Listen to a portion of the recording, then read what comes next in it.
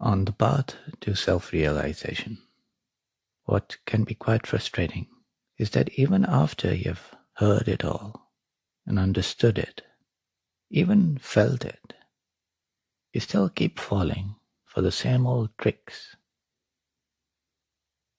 You keep reverting to this sense of being separate to the world and others. And you keep going in these spirals, never quite settling in the center.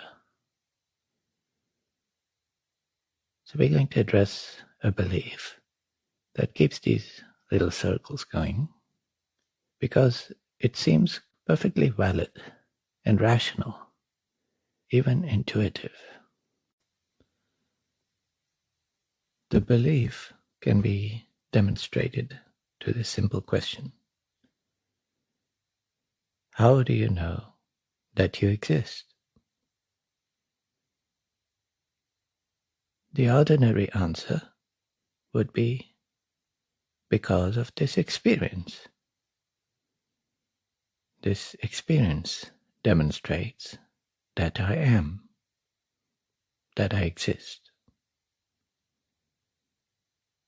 But post realization, this intuition and line of reasoning is seen to be flawed. It keeps you tied to this body and mind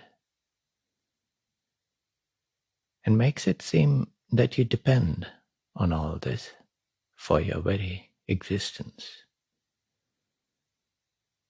There's something here feeling this sense of being an individual, a separate little thing. If you depend on experience in this way, if you build your identity around it, then you're nothing without it.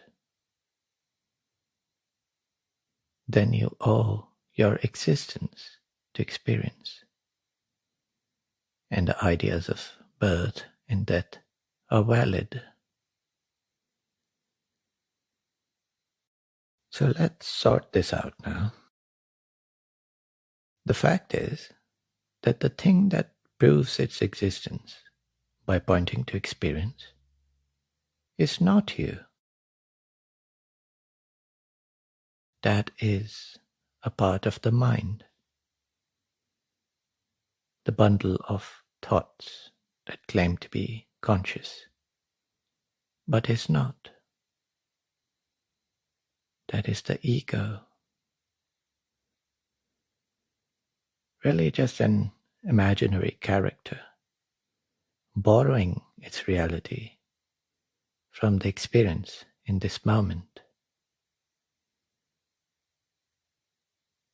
Experience itself depends on a more fundamental basis. Because, of course, reality doesn't depend on experience.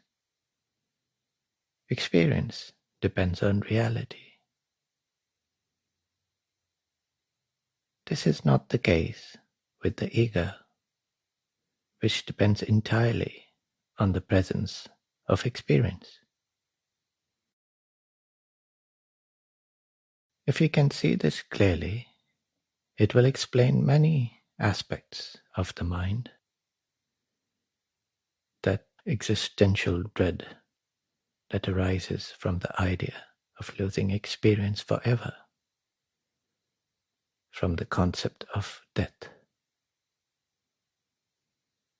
and the effort being expended on this spiritual search to have some perfect mental state. The ego needs that perfect mental state to prove its enlightenment, because it is built entirely around these experiences passing by. It is the ego's idea of enlightenment that requires a perpetual state of peace and happiness or something like that. At the conclusion of this inner search, the mind does not enter some perfect state of bliss.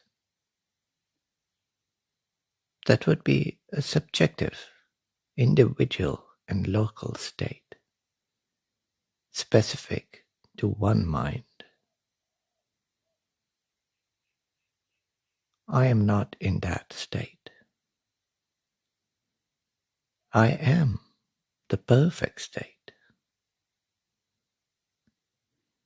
the state of being aware. All the other states are the result of chemical reactions and stuff like that. Even the state of being conscious. Whether such states are present or absent, I am. I here refers to awareness. That is I. The basis for all this sensing and knowing and feeling. For all experience. The basis, more fundamental than experience. I do not depend on experience. Don't want it. Don't need it. Never asked for it. Consciousness, in the sense of this experiential state, is really an uninvited guest. Sometimes pleasant, sometimes unpleasant. Experience, which is in fact this entire subjective world, all worlds, depends on whatever I am. All the objects that can be named exist in this world, but I am not an object in it. This entire world is subjective, so I am not a subject in it. I, awareness, the support for this world. Remember, this talk is not at an individual level. Don't differentiate between I and you. Whatever is the basis of this world is the basis of all experience, the basis of all worlds. I am telling you this because you are none other than the fundamental basis of all there is. See your world for what it is, and don't seek to gain anything from it. Don't attach your identity to it. Even if you just consider this one subjective world being its basis, you are neither an object in it, nor a separate subject of it. You do not depend on experience.